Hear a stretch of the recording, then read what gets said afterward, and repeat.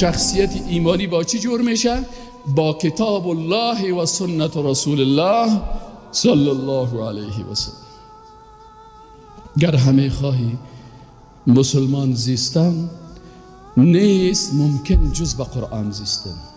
وقتی که نوبت حزب رسید، بازی آیات قرآن بر مغزش کار نمیکنه. نه استاد ببخشید، این آیت ده حزب ما جور نمیخوام. این حدیث، والا این حدیث هم ده حزب ما نیست. چرا؟ سیست رسول الله صلی الله علیه و سلم گفته خو رهبر حزب ما دیگه چیز گفته. بله ما میخوایم نظام اسلام باشه. چی قسم باشه؟ اهمی قسم که حزب ما میگه. حزب تو چی میگه؟ حزب ما میگه که مثلا از طریق دموکراسی، از طریق آرام، از طریق بی خشونت، اما تو خوب بروتکای چنگ، ریشک چپرتراش، خوب پتلونک چسب.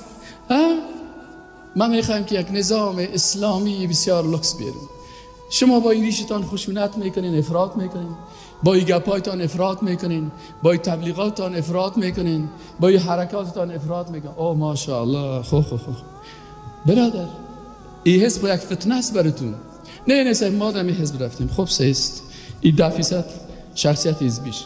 یگان تا باز شخصیت بدماشی هم داره. وقتی که دواده جنجال و تراک شد، باز میگم ما که هستیم سر خدا پیش کس خم نمیکنیم. خب یعنی چی؟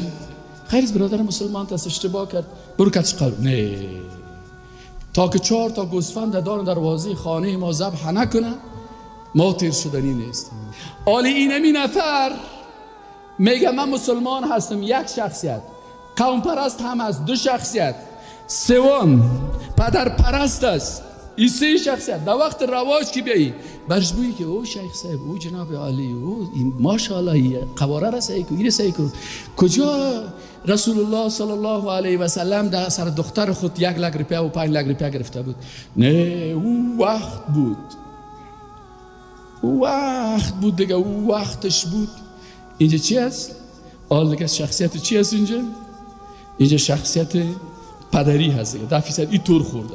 اما اصحاب رسول الله صلی الله علیه و سلم حق برشان الله تعیین میکرد، باطل الله برشان تعیین میکرد. زنده را، عروسی را، ولیمه را الله و رسولش برش تعیین میکرد. دوست دشمنش الله و رسولش تعیین میکرد.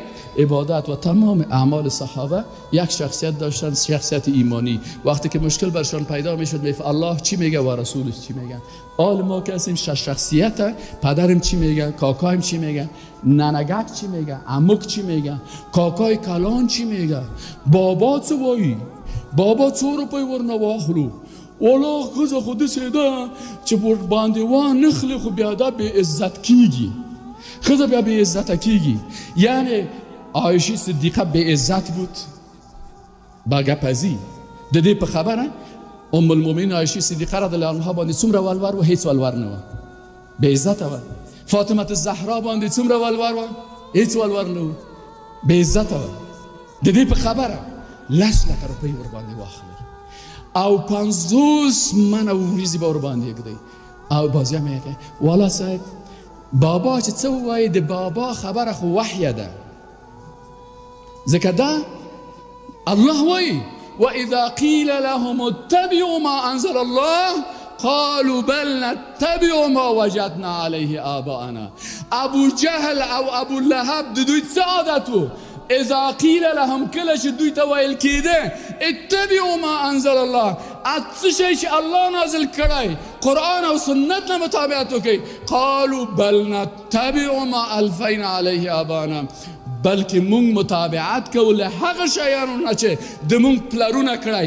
د مونږ پلرونه 10 لکه روپۍ اخلي، 10 غوایان ورباندې اخلي، مځکې ورباندې اخلي، کورونه ورباندې اخلي، د لور په پیسو باندې حجونو ته و عمرو ته ځي.